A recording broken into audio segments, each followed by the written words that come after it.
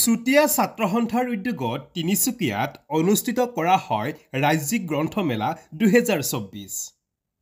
সদৌ তিনিচুকীয়া চুতীয়া ছাত্ৰ সন্থাৰ উদ্যোগত বৈঠকী সামাজিক সাংস্কৃতিক সংস্থাৰ সহযোগত তিনিচুকীয়া উন্নয়ন প্ৰাধিকৰণ সাংস্কৃতিক কেন্দ্ৰৰ সন্মুখত বৰদলৈ নগৰ খেলপথাৰত যোৱা 10 ডিচেম্বৰৰ পৰা 16 ডিচেম্বৰলৈকে অনুষ্ঠিত কৰা হৈছে তিনিচুকীয়া ৰাজ্যিক গ্ৰন্থমেলা।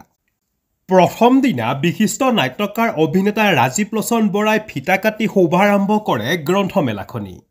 গ্ৰন্থমেলাত বিভিন্ন ধৰণৰ সাহিত্যৰ অনুষ্ঠান, কবি সন্মিলন, সদৌ অসম ভিত্তিত কুইজ প্ৰতিযোগিতা, সৃষ্টিশীল নৃত্য, সদৌ অসম ভিত্তিত দিহানাম প্ৰতিযোগিতাৰ লগতে সদৌ অসম ভিত্তিত তৰ্ক প্ৰতিযোগিতা আদি অনুষ্ঠিত কৰা হ'ব।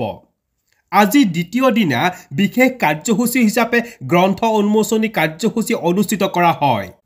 বিভিন্ন প্ৰান্তৰ পৰা গ্ৰন্থপ্ৰেমী ৰাইজসকল উপস্থিত হৈ গ্ৰন্থ বিপণীসমূহত ভিৰ কৰা পৰিলক্ষিত হয়। অহা 14 ডিচেম্বৰত সদৌ অসম ভিত্তিত দিহানাম প্ৰতিযোগিতা আৰু কুইজ প্ৰতিযোগিতা অনুষ্ঠিত কৰাৰ উপৰিও গ্ৰন্থমেলাত আৰু কেইবাটাও গুৰুত্বপূৰ্ণ কাৰ্যসূচী অনুষ্ঠিত কৰা হ'ব বুলি উদ্যোক্তা সমিতিয়ে অৱগত কৰে।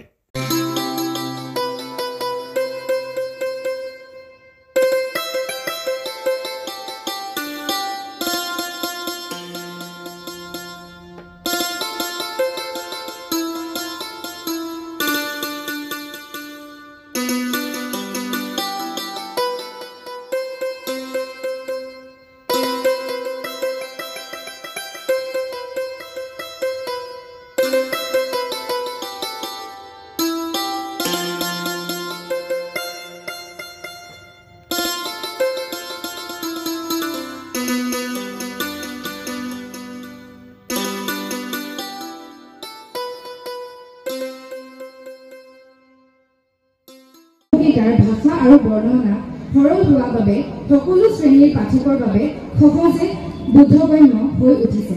বিশেষভাৱে কল্পবিজ্ঞানৰ গল্পকেইটাই পাঠকক যে পৃথক এখন মনোজগতলৈ লৈ যাব সেয়া নিশ্চিত। গতিকে আপোনালোকে সকলোৱে ছাৰৰ এই কিতাপখন আদৰি ল'ব বুলি আশা কৰিলোঁ। ধন্যবাদ। ভাল লাগিছে। বহুদিনৰ মূৰত মোৰ বিস্ময়ৰ পাতত লিখি থকা এমুঠি গল্পক লৈ পেলাই এখন সংকলন কৰিছোঁ আৰু ইয়াত নিজৰ গল্পৰ বাহিৰেও কেইজনমান বিদেশী স্বনামধন্য গল্পকাৰৰ কল্পকাহিনী বা কল্পবিজ্ঞান কাহিনী ইয়াত অন্তৰ্ভুক্ত হৈছে। খুবেই ভাল লাগিছে, আনন্দৰ মুহূৰ্ত। আৰু আজি ইয়াত উন্মোচন হৈছে আৰু স্থানীয় ৰাইজ তথা গ্ৰন্থপ্ৰেমী ৰাইজৰ সন্মুখত আমি উন্মোচন কৰিব পাই খুব আনন্দিত হৈছোঁ। আজি যেহেতু গ্ৰন্থ উন্মোচন আপুনি এক ব্যক্তিগত প্ৰচেষ্টা লৈছে, কিছু ছাত্ৰ ছাত্ৰীৰ সৈতে আপুনি এক গ্ৰন্থ উন্মোচন কৰিছে, কেনেধৰণৰ পৰিকল্পনা, কি বাৰ্তা দিব বিচাৰিছে?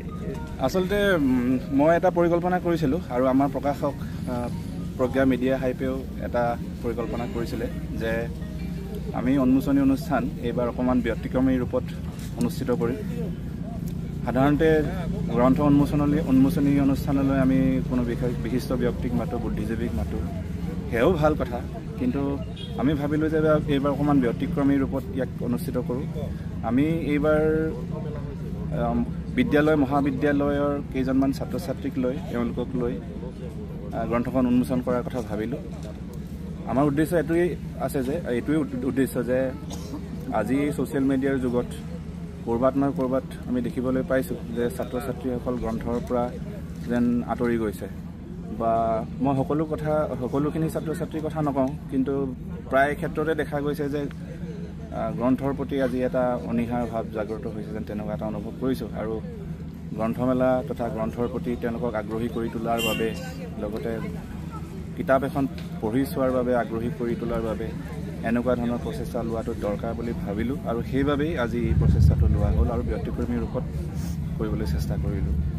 যিহেতু চুতীয়া ছাত্ৰ সন্থা জিলা সমিতিয়ে উদ্যোগ লৈ কিনে আৰু বৈঠকী আৰু তিনিচুকীয়াবাসী ৰাইজৰ সহযোগত আজি ইয়াত যোৱা 10 ডিচেম্বৰৰ পৰা গ্ৰন্থমেলা কাৰ্যসূচী হৈ আছে আৰু আমি তিনিচুকীয়াবাসী ৰাইজ হৈ কিনে আমি গৌৰৱান্বিত যে এই চুতীয়া ছাত্ৰ সন্থা উদ্যোগত ইমান ধুনীয়া এটা পৰিৱেশ ইয়াত সৃষ্টি হৈ উঠিছে। ইয়াত তিনিচুকীয়াবাসীৰ যিসকল গ্ৰন্থপ্ৰেমী ৰাইজ তেওঁলোকৰো ধুনীয়া আমি সঁহাৰি পাইছোঁ আৰু আমি সকলোকে যিসকলে এই গ্ৰন্থমেলা সাফল্যমণ্ডিত হৈ তুলিবৰ কাৰণে যিসকলে সহায় সহযোগিতা কৰিছে তেওঁলোকক আমি উদযাপন সমিতি হৈ কিনে তেওঁলোকক ধন্যবাদ জ্ঞাপন কৰিছোঁ আৰু অনাগত দিনতো যাতে তিনিচুকীয়াত এনেধৰণৰ কাৰ্যসূচী লৈ কিনে যাতে আমাৰ উঠি অহা চাম আজি যিহেতু মোবাইলত তেওঁলোক ব্যস্ত হোৱা আমি দেখা পাওঁ তেওঁলোকৰ মাতৃ পিতৃসকলে এনে গ্ৰন্থমেলালৈ আনি কিনে তেওঁলোকৰ ভাল পোৱা কিতাপ যাতে তেওঁলোকৰ হাতত দিয়াব এটা বাতাবৰণ ইয়াত গঢ়ি তোলে তাৰে আমি কামনা কৰিছোঁ আৰু লগতে অহা দিনৰ কাৰ্যসূচী যিহেতু কালি দিহানাম কাৰ্যসূচী কবি সন্মিলনকে ধৰি বিভিন্ন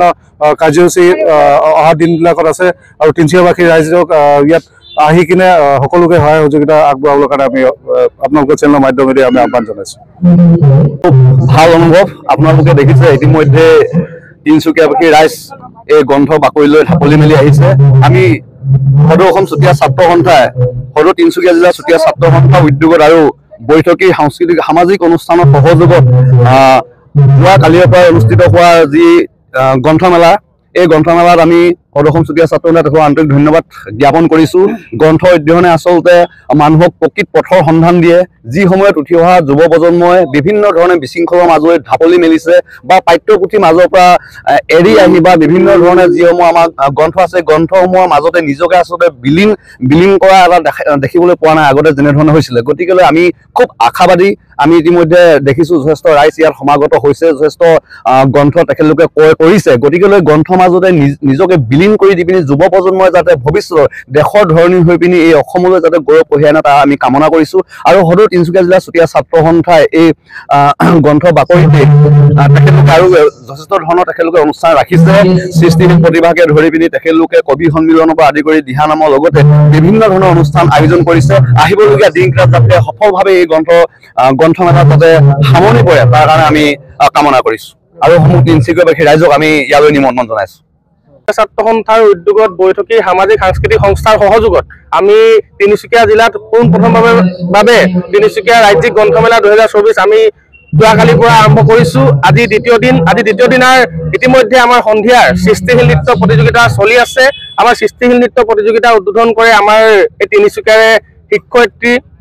লগতে এই উদ্বোধনী অনুষ্ঠানত উপস্থিত থাকে সদৌ অসম চুতীয়া ছাত্ৰ সন্থাৰ মুখ্য সাধাৰণ সম্পাদক ৰাজু চুতীয়া ডাঙৰীয়া, ধেমাজি জিলা চুতীয়া ছাত্ৰ সন্থাৰ সভাপতি সম্পাদকে প্ৰমুখ কৰি বিভিন্ন ব্যক্তি গণ্যমান্য ব্যক্তি আজি উদ্বোধনী অনুষ্ঠানত উপস্থিত থাকে। আমি ধন্যবাদ জনাইছোঁ এই গ্ৰন্থমেলাখনিত উপস্থিত হোৱাৰ বাবে। আমাৰ যিসমূহ গ্ৰন্থ বিপণী আহিছে তেখেতলোকক আমি ধন্যবাদ জনাইছোঁ।